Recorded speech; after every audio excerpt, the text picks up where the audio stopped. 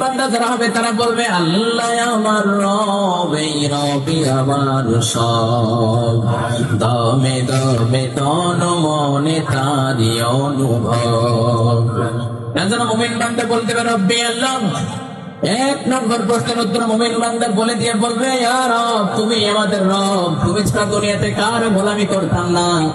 দুনিয়ার বুকে কত মানুষ কত কি বুঝিয়ে আমাদেরকে তোমার কাছ থেকে ফিরিয়ে নিতে চেয়েছে, কিন্তু আমরা গোলাম, তোমার কথা থেকে এক পাও আমরা পিছপা হই নাই।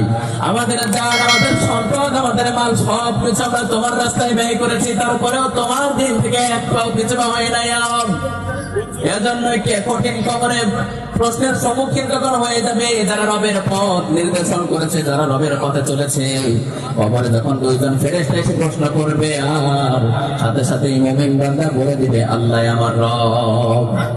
এক নম্বর প্রশ্ন খালাস হয়ে যাবে।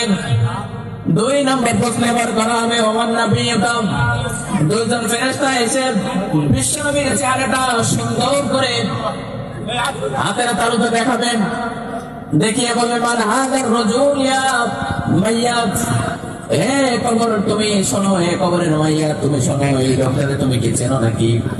এবার ওই লোকটা তখন বলবে চিনবো না কেন, ইনি হলেন আমাদের প্রিয় নবী বিশ্বনবী মুহাম্মদুর রাসূলুল্লাহ সাল্লাল্লাহু আলাইহি ওয়াসাল্লাম।